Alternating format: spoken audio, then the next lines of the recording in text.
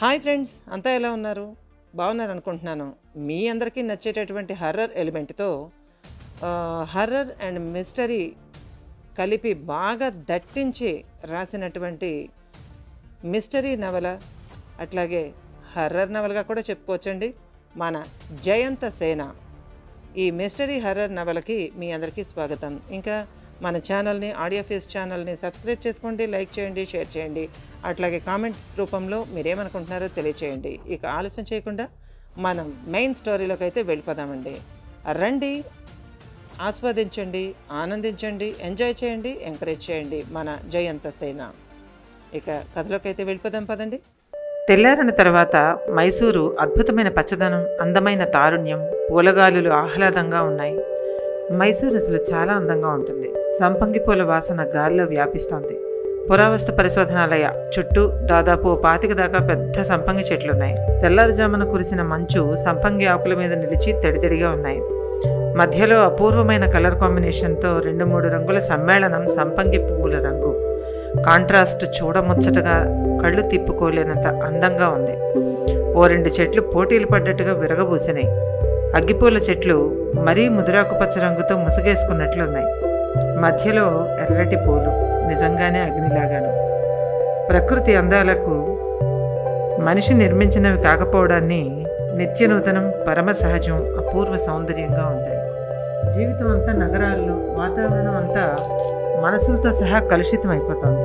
ఎవరిని అనలేం, మార్పు అనివార్యం. తెల్లారులేస్తే పక్కింటి వాళ్లతో కూడా ఎత్తులు పై ఎత్తులతో జీవితం కృతకంగా మారిపోయింది. ఎక్కడ పచ్చటి మొక్క, చక్కటి వాతావరణం కూడా కనపడని కాంక్రీట్ జంకిల్. మనసులు కూడా పాషాణ సదృశాలైపోతున్న జనారణ్యం. జయరాజ్కి ఈ వాతావరణం, మైసూరు పరిసరాల్లో ఈ పచ్చదనం, నిండా పూలు, పచ్చటి పచ్చిక, పింక్ కలర్లో కాలి కింద అణిగిపోతున్నట్టున్న చిన్ని చిన్ని గడ్డి పూలు ఏదో వింతగా ఉంది. అసలు అతనికి చాలా అర్థం కాని విషయం నిశ్శబ్దం.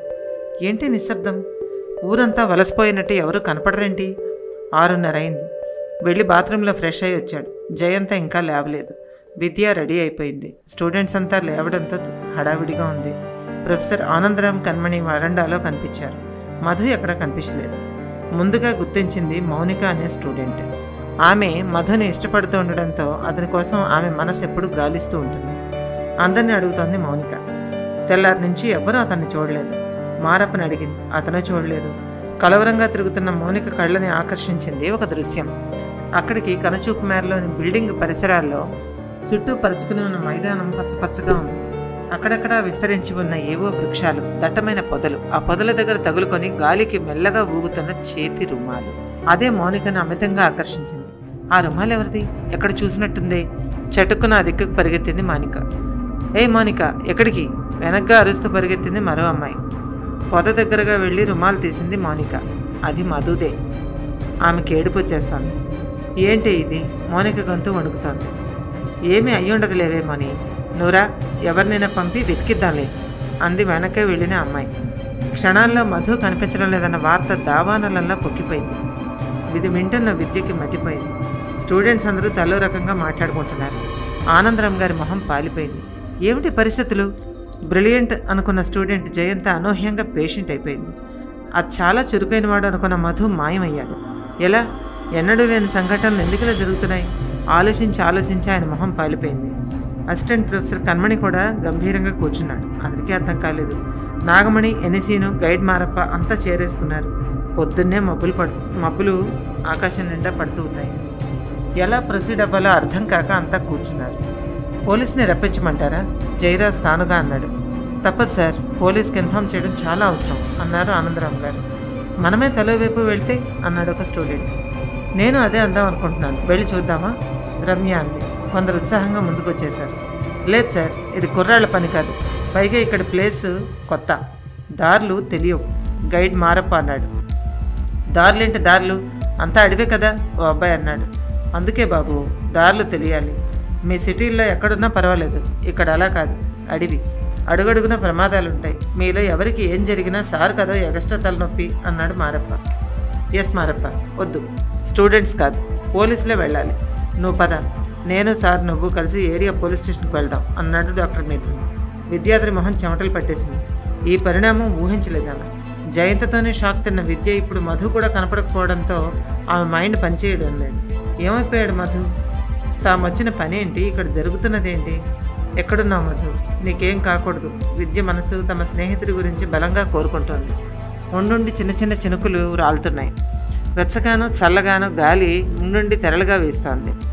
అడవి ఏ క్షణానికి ఎలా మారిపోతుందో తెలియని ప్రాంతం. అక్కడి వాతావరణాన్ని నమ్మలేం. క్షణంలో మారిపోతుంది. కిందుగా ఎగురుతున్న తూనీగలు చూస్తూ మారప్ప కంగారుగా, సార్ కాసేపట్లో వర్షం వస్తుంది, జాగ్రత్త సార్, అడవిలోకి వెళ్ళొద్దు, తిరిగి రావడం కష్టం అన్నాడు. ఎందుకు కష్టం? ఏమీ కాదు, వీ హ్యావ్ రెయిన్ కోట్స్ అన్నాడు స్టూడెంట్. ఆ అబ్బాయిని చిరాగ్గా చూశాడు మారప్ప. బాబు మీకు తెలీదు, వాన వస్తే సిటీలో చల్లగా ఉంటుంది, కానీ ఇక్కడ చెమటలు పెట్టేస్తాయి. అడవిలో మీరు ఏ సాహసాలు చేయకండి. ఇప్పుడు కావాల్సింది రెయిన్ కోట్లు కాదు, బ్రెయిన్ అన్నాడు Marappa. What you mean? You are just guide, be in your limits. I know very well. ఏం చేయాలో నాకు అది కూడా తెలుసు. నీకు ఏరియా మీద గ్రిప్ తప్ప నీ మీద నీకు గ్రిప్ లేదు విసురుగా అన్నాడు స్టూడెంట్. అతను మధు ఫ్రెండ్ కావడాన్ని తీవ్రంగా రియాక్ట్ అయ్యాడు. స్టాప్ ఇట్ స్టూడెంట్స్, ఇది కాలేజ్ కాదు, అడవి. Don't lose common sense. Marappa చెప్పింది వినాల్సింది. ఒకదాని మీద ఒకటిగా ప్రాబ్లమ్స్ తీసుకురాకండి. Behave yourself. Professor Anandram garu కోపంగా అనేసరికి అంతా కామ్గా అయిపోయారు. ఒక్కసారిగా అందరిలోనూ ఏదో భీతి కదలాడింది. మారప్ప అన్నట్టుగానే వేడి గాలి వీస్తూ టప్ టప్ మని చినుకులతో వాన మొదలైంది. క్షణాల్లోనే దట్టంగా మబ్బులు కమ్మేశాయి. సంపంగి చెట్ల మీద జల్లున కురుస్తున్న వాన, తడిమట్టి పూలవాసన కలిసిపోయి పొద్దున్నే సిమెంట్ రంగులో మూసేస్తున్న వాతావరణం ఒక రకంగా అందరిలోనూ ఒక భయాన్ని, నిస్తేజాన్ని నింపుతోంది. ఎవరి ఆలోచనల్లో వాళ్ళు నిశ్శబ్దం అయిపోయారు. ఇంతకు మధుయమైనట్టు వాన నీళ్లు చెట్ల ఆకుల మించి ధారగా మొహం మీద పడుతున్నాయి. గాలి ఆగిపోయింది. వర్షం జోరును కురుస్తోంది. చెట్ల మీద చెట్టమని కురుస్తున్న వాన బోధల మించి కారుతోంది. పెద్ద పెద్ద వృక్షాలు, పేరు తెలియని చెట్లు. ఒక రేంజ్ వరకే ఆ అడవిని గవర్నమెంట్ లెక్కలు వేయగలిగింది. లోపలికి పొయ్యే కొద్దీ ఆకుల పచ్చివాసన, అడవి పూల వాసన కలిసిపోయి ఇబ్బందికరంగా ఉంటుంది అక్కడ. పురావస్తు పరిశోధనాలయ ఎదిగిన కొడుకుని పోగొట్టుకున్న విధవ తల్లిలా బోసిపోయిన గోడలు, జాడలు కొట్టిన వాననేటి చారికలతో దీనంగా ఉంది. చరిత్రని తిరిగి రాయడానికి ప్రయత్నిస్తూ గతకాలాన్ని తవ్వుకుంటున్న ఆర్కియాలజీ డిపార్ట్మెంట్ గెస్ట్ హౌస్. అన్ని గవర్నమెంట్ ఎడ్యుకేషన్ డిపార్ట్మెంట్లలాగానే రంగులు వెలిసిపోయి నిర్లక్ష్యానికి గురైన ఆడపిల్లల్లా దెసబోడిగా ఉంది. ఇక్కడ అడవి దగ్గరవడం ఒకటి మూలాన్ని, అడవి ఈగలు, కీటకాల బెడద అదనపు ప్యాకేజీ. పొద్దున్నే మంచు, మధ్యాహ్నానికి ఎర్రటి ఎండ, సాయంత్రానికి 4 అయ్యేసరికి 90% చోట్ల వర్షం, లేకుంటే ఈదురుగాలులు రాత్రికి భౌతిక వాతావరణాన్ని బీభత్సం చేసేస్తాయి. ఉక్కబోత, చెమటలు కార్పించేస్తూ ఈ అని ఎగురుతున్న ఈగలు చాలా చిరాగ్గా ఉంటుంది. పచ్చటి ప్రకృతి ఆనందాన్ని కలిగించే వేళల్లో అద్భుతం, ఆహా అనిపించే అడవి ప్రాంతాలు వాతావరణం కాస్త మారిందంటే భయానకంగా మారిపోతాయి. పుట్టల్లోకి నీరు చేరడంతో పాములు బయటకు వచ్చేస్తాయి. గెస్ట్ హౌస్ దగ్గరలో 4 పుట్టలు ఉన్నాయి. వెనగ్గా 5 అడుగుల ఎత్తుకి అనూహ్యంగా ఎదిగిన మొగలి పొదలు ఉన్నాయి. పూర్తిగా విస్తరించి నేలను కప్పేసిన సంపంగి, పొగడ, నాగమల్లి వృక్షాలు. ఆ నిస్తేజమైన వాతావరణంలో వాన శబ్దం దేన్నో వెతుకుతూ తిరుగుతున్న మనదేవత కాళీ అందుల శబ్దంలా వినిపిస్తుంది. వెడల్పైన కిటికీల్లోని ఓ వెనక వైపున్న కిటికీ 3 అడుగుల వ్యాసార్థంలో చెక్క పలక ఊడిపోయి ఉంది. అది వానగాలికి చిన్న అదురుతో టక్కటక్కమని చప్పుడు చేస్తోంది. అందులోంచి వేడి గాలి లోపల నుంచి బయటికి వీస్తోంది. ఆ సంపంగి వాసన ఘాటుగా తగులుతూ ఉంది. మెల్లగా ఆ కిటికీ దగ్గరికి చేరుకున్నాయి 2 పెద్ద సైజు ఉడతలు. కిచ మని అరుస్తూ ఒక విధమైన అరుపుల్లాంటి చప్పుడు లాంటి అరుపులనాలో తెలియదు కానీ గెంతుతున్నాయి. అందులో ఒకదానికి ఏం సంకేతం అందిందో టక్కున గెంతులాపి చెవులు నిక్కబడిచింది. దాని నలుపు రంగు కళ్ళు భయంతో తిరిగాయి. ఒక్కసారిగా కనబడ్డ ఖాళీ జాగాకి గెంతింది. క్షణంలో 2 మాయమైపోయాయి. ఎడిపోయాయో. వాటి భయానికి కారణమైన ఆ జీవి మెల్లగా గోడ అంచువైపుగా అంటుకుపోయి పాకుతూ కిటికీ వైపుకి ఎగబాకడం మొదలుపెట్టింది. లేత పసుపు రంగు శరీరంతో పండిపోయిన ఓ పెద్ద సర్పం. దేవజాతికి దగ్గరవుతున్న నాగుపాము. గాలి మాత్రమే భక్షిస్తూ వానప్రస్థాశ్రమాన్ని గడుపుతోందది. దాని చిన్న కళ్ళు బ్రౌన్ కలరు పసుపు కలిసిన మిశ్రమ వర్ణం. 10 అడుగులు దాటిన భారీ శరీరం మొత్తం కిటికీలోంచి లోపలికి దిగుతూ ఉంది. విసురుగా కొడుతున్న వానజల్లుకి ఎవ్వరూ అటు లేరు. ఉన్న విద్యార్థులంతా మధు అదృశ్యంతో బిక్కచచ్చిపోయి లోపలే ఉన్నారు. ఆ పాము గదిలోకి జారగానే క్షణం పాటు ఆగింది. దాని శరీరం ఆ నల్లటి గచ్చు మీద దబ్బుమని పడి మెరుస్తోంది. అది ఏం చేయాలో నిర్ణయించుకోవడానికా అన్నట్టు ఆగింది. ఆ తర్వాత జరజరా మెలికలు తిరుగుతూ శబ్దం కాకుండా వరండాలో ఎడంవైపున గదికేసి వెళుతూ ఉంది.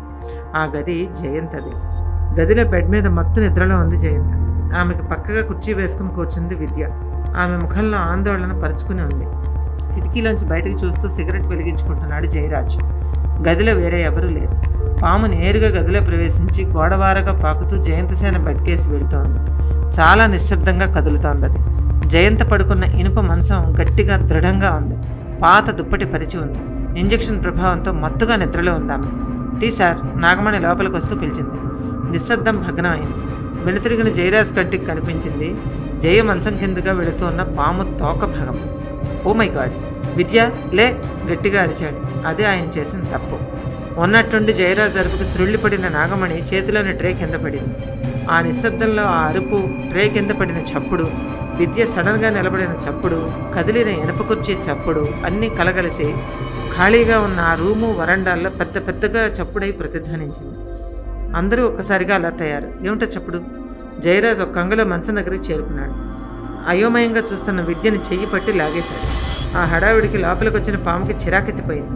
ఇటు నుంచి దూరిన పాము తల పెద్దగా ప్రయత్నం లేకుండానే అటునుంచి బయటకు వచ్చింది. అంత పెద్దది ఆ పాము. ఆ తలకి 3 అడుగుల దూరంలో ఉంది విద్య. ఆమె ఆసరికే షాక్ తినేసింది. కదలలేకపోతోంది. ఆమె కాళ్ళు నేలకు అంటుకుపోయినట్టుగా ఉన్నాయి. బయట నుంచి వచ్చిన ప్రొఫెసర్లు, స్టూడెంట్లు అడుగుల చప్పుడు రీసౌండ్ ఇస్తూ వినిపిస్తాను. శబ్దాలన్నింటికీ చిరాకెత్తిపోయిన ఆ పాము తల పైకెత్తింది.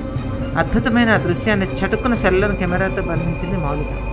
దాని తల జయంత మొహానికి 2 అడుగుల దూరంలో ఉంది. విచక్షణ విస్మరించాడు జయరాజ్. చటుక్కున కోటిజేబులను పిస్టల్ తీసి స్ప్లిట్ సెకండ్లో షూట్ చేసేశాడు. ఘోరమైన తప్పు చేసేశాడు జయరాజ్. అడుగు వెడల్పున విప్పిన పడగతో, నల్లని విష్ణుపాదాలు అనబడే గుర్తులతో నిజంగా దేవతా సర్పం లాంటి ఆ భారీ సర్పం బుస్సున బుసకొట్టింది. హుస్ అన్న దాని బుసధ్వని, వెంబడే పిస్టల్ పేలిన చప్పుడు, స్టూడెంట్స్ హాహాకారాలతో పురావస్తు పరిశోధనాలయ భవంతి దద్దరిల్లింది. ఏమి పని చేసినారు సార్? మారప్ప తేరుకున్నాడు. ఆ పాము రెండోసారి బుసకొట్టి మెల్లగా శరీరాన్ని మంచం కిందకి లాక్కుంది. దిమ్మెరపోయారు చూస్తున్నవారంతా. విద్య ఒక్కసారిగా స్పృహ కోల్పోయి దబ్బున కింద పడిపోయింది. వెంటనే తమ స్టూడెంట్ని చూడగానే ఒక వరుస పెట్టిన షాకులతో వీక్గా ఉన్న ప్రొఫెసర్ ఆనందరామ్ గారు ఒక్కసారిగా తలుపుకు నిస్సత్తువుగా చేరబడి జారిపోయారు. ఆయన వయస్సు కన్నా మనస్సే ఈ షాక్కి కారణం. ఎంతో ప్రెస్టీజియస్గా ఆయన ఫీల్ అయిన ఈ చివరి క్యాంప్ ఇలా అపశృతుల రాగంలా అయిపోవడం, జయంతసేన ఇలా పేషెంట్ అయిపోవడం, మధు కనిపించకుండా పోవడంతో ఆయన చాలా కృంగిపోతున్నారు. ఇవి చాలా అన్నట్టు ఈ భారీ సర్పం హడావిడి. విద్య పడిపోవడంతో టెన్షన్ తీవ్రం అయిపోయింది. అయ్యో సార్, సార్, విద్య లే, విద్య బయటకు వచ్చేయండి సార్. నాగమణి కంఠం వణుకుతోంది. ఈ గలాటాకి లోపలికి వచ్చిన ఎన్నిసీను మాన్పడిపోయాడు. నాగమణి చెప్తున్నది సీను మెదడు రిసీవ్ చేసుకున్నది కొంతవరకు. క్షణాల్లో ఆ గది ఖాళీ అయిపోయింది. పక్కనున్న మరో గదిలోకి జయంతను మార్చారు. వానజల్లు ఆగడం లేదు. అందరూ బయటికి రాగానే ఆ తలుపు టక్కున మూసేశాడు ఎన్నిసీను. అసలు ఆ రంగు పాములు ఉంటాయని అతనికి తెలియదు. అందున అంత పడగతో పెద్ద పాము వినడం కూడా ఇదే ప్రథమం. ఎన్నడూ లేని వింత సంఘటనలు మిథున్కి ఏమీ పాలుపోవడం లేదు. ఈ గెస్ట్ హౌస్లో ఒక్కొక్కరు వచ్చి ఇరుక్కుపోవడమే తప్ప వెళ్ళిపోవడం, బయటికి వెళ్ళడం కనబడడం లేదు. 1 గంట సైతం ఖాళీగా ఉండని జయరాజ్ కూడా 2 రోజులుగా అక్కడే ఆగిపోయాడు. అతను ఎంత అర్ధరాత్రి అయినా వచ్చిన పని చూసుకుని తెల్లవారుగానే జయంతను మూవ్ చేసి తీసుకెళ్ళిపోదామని వచ్చాడు. మిథున్ సార్కి ఎలా ఉంది? జయరాజ్ అడిగాడు. ఆయన మొహం పాలిపోయింది. జయంతకి అడుగు దూరంలో పడగ విప్పిన విషసర్పం అదొక్కటే జయరాజ్ని స్తంభింపజేసింది. డోంట్ వరీ సార్, రికవర్ అయిపోతారు. మిథున్ కంఠం హెల్ప్లెస్గా ఉంది. జయని షిఫ్ట్ చేసేద్దాం డాక్టర్, జయరాజ్ స్థిరంగా అన్నాడు. బట్ ఈ సిచ్యుయేషన్లోనా? నిరాశగా అన్నాడు మిథున్. నో డాక్టర్, మనం వెళ్ళిపోదాం. నేను బెంగళూరు ఫోన్ చేసి మా వాళ్ళని రమ్మన్నాను. వాళ్ళు ఇంకో గంటలో వస్తారు. So be ready sir. నేను ఇంకా బేబీని ఇక్కడ ఉంచలేను. ప్రిపేర్ అవ్వండి అన్నాడు జయరాజ్. ఓకే సార్, వెళ్ళిపోదాం. ప్రిపరేషనే ఉంది. ఆల్రెడీ అందరం సిద్ధంగానే ఉన్నాం. విద్య కూడా బాగానే తేరుకుంది. ఆమెకు చెప్తాను, మీరు వరీ కాకండి. కానీ ఈ వర్షానికి దారిలో ఎలాంటి ప్రాబ్లమ్స్ ఉంటాయో అని మెల్లగా ఆగాడు మిథున్. ఎలాంటి ప్రాబ్లమ్స్ ఉన్నా సరే వెళ్ళిపోదాం. ఇక్కడ ఉన్న ప్రతి గంట అందరికీ రిస్కే. ఈ ప్లేస్ మోస్ట్ అన్కంఫర్టబుల్. చిరాకు మొహం అంతా నిండిపోయింది జయరాజ్కి. మిథున్కి అర్థమైంది. ఇక జయరాజ్ ఆగడు. నిట్టూర్చి కుర్చీలోంచి లేచాడు. ఎవరి సెల్లోనూ సిగ్నల్ ఉన్నట్టు లేదు. వెళ్ళిపోదాం అనగానే మనస్సు కుదిరిపడింది హాస్పిటల్ స్టాఫ్కి. విద్య మాత్రం సిటీకి రావడానికి నిరాకరించింది. మధు విషయం తేలాకగానే ఆమె బయలుదేరడానికి సిద్ధం కాలేదు. మోనిక కూడా అంతే. మధుని తిరిగి చూడాలన్న తాపత్రయంతో ఆమె సిద్ధం కాలేదు. జయరాజ్, మిథున్, హాస్పిటల్ స్టాఫ్ జయంత్ని తీసుకుని సిద్ధంగా ఉన్నారు. గాఢ నిద్రలో ఉంది జయంతి సేన. అంత దట్టమైన వర్షంలో పకటి వేళ హెడ్లైట్లు వేసుకుని మరీ వచ్చి ఆగాయి 3 పెద్ద పెద్ద బళ్ళు. బిలబిలమంటూ దిగారు సెక్యూరిటీ వాళ్ళు. జయరాజ్ని చూస్తూనే సెల్యూట్ చేశారు. వర్షం కూడా వాళ్ళని వెనకడుగు ఎయ్యనివ్వలేకపోయింది. అదేంటండి డబ్బు మహత్యం. వాళ్ళు జయరాజ్ మనుషులు, గవర్నమెంట్ వాళ్ళు కారు. పిడుగులు పడినా వీళ్ళు ఆగరు. జయరాజ్ ఇచ్చే డబ్బు, సపోర్టు వాళ్ళని మరమనుషుల్లా తయారు చేసి పని చేయిస్తాయి. 8 మంది దిగారు. జయరాజ్ పెదాలపై నవ్వు మెరిసింది. అది గర్వంతో కూడిన చిన్న చిరునవ్వు. సార్ అన్నాడు ఒకడు, లోపల రూమ్లో పాము ఉంది. గో అండ్ సర్చ్, దొరికితే కాల్ చేయండి. Don't hesitate and no sentiments. Jayaraj నోట్లోంచి బుల్లెట్స్లా వెలువడ్డాయి మాటలు. మరుక్షణం 16 బూటుకాళ్ల శబ్దాలు హడావిడిగా వినిపించాయి. దాదాపు పావు గంట దాటింది.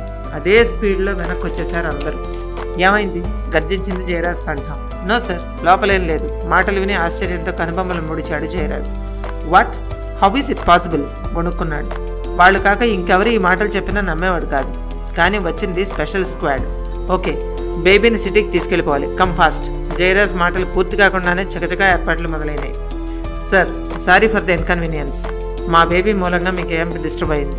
నేను సిటీకి చేరుకోగానే పోలీసుని పంపిస్తాను. మా వాళ్ళు కూడా వస్తారు. మధుని లొకేట్ చేస్తారు. సెర్చ్లో పోలీస్ హెల్ప్ చేస్తారు. మరి వెళ్తాం. ప్రొఫెసర్ ఆనందరామ్ గారి చేతులు పట్టుకుని షేక్ హ్యాండ్ ఇస్తూ చెప్పాడు జయరాజ్. ఒంటరిగా వచ్చినప్పుడు ధైర్యం ఇప్పుడు జయరాజ్లో లేదు. తన మంది మార్బులను చూడగానే ఆయన తిరిగి మామూలు అయిపోయాడు. చలాకీగా అందరితో పాటు క్యాంప్కి వచ్చిన జయంత అలా స్ట్రెచర్ మీద అంబులెన్స్లో తిరిగి వెళ్తుంటే ఆపుకోలేక విద్య భోరుమని ఏడ్చేసింది. అరక్షణం ఎవరూ చూడకుండా కళ్ళు తుడుచుకున్నాడు జయరాజ్. అందరి మనసులు చికాగ్గా అయిపోయాయి. ఆడపిల్లల్లో బెదురు, మగపిల్లల్లో టెన్షన్ మొహాల్లో స్పష్టంగా కనిపిస్తున్నాయి. చూడు సీను, హెల్ప్ చేసావు, ఉంచుకో. 2000 నోటు సీనికి ఇవ్వబోయాడు జయరాజ్. అదేమీ వద్దు సార్, మేడం గారు బాగుపడ్డాక నేనే అడిగి తీసుకుంటాను. వినయంగా తిరస్కరించాడు శ్రీను. నాగమణి తల ఊపింది. ఇది ఊహించిన జయరాజ్ మొహంలో ఏదో భావం. తక్కువ నార్మల్ అయిపోయాడు. అంతే ఆయన ఫీలింగ్. ప్రతిదానికి డబ్బే కొలతబద్దగా భావిస్తాడు అతను. అందుకే వృత్తిలో అంతా ఎదగగలిగాడు. ఓకే సార్, హైదరాబాద్లో కలుద్దాం. ప్రొఫెసర్స్ ఇద్దరు గంభీరంగా అన్నారు. మిథున్ సార్, ఉంటాను సార్, శ్రీను అన్నాడు. మధు మిస్ అవ్వడం జయరాజ్కి టచ్ కాలేదు. ఆ విషయం మిగతా వాళ్ళందరికీ గుచ్చుకుంటూ ఉంది. సార్, రెడీ సార్, సెక్యూరిటీ చెప్పాడు. చటుక్కున కారెక్కాడు జయరాజ్. ఫ్రంట్ మిర్రర్ మీద వైపర్స్ ఎడతెరిపి లేకుండా నీళ్లు తుడుస్తుండగా 6 వాహనాలు హోరును కురుస్తున్న వర్షంలో తిరుగుముఖం పెట్టాయి. కళ్ళకి అరచేయి అడ్డుపెట్టుకుని దూరంగా ఉన్న పొగడ చెట్టు మీద చూస్తున్న ఆటవికుడు ఉలూపిరి కళ్ళు రక్తం ముద్దల్లాగా మారాయి. ఇంకా ఉంది.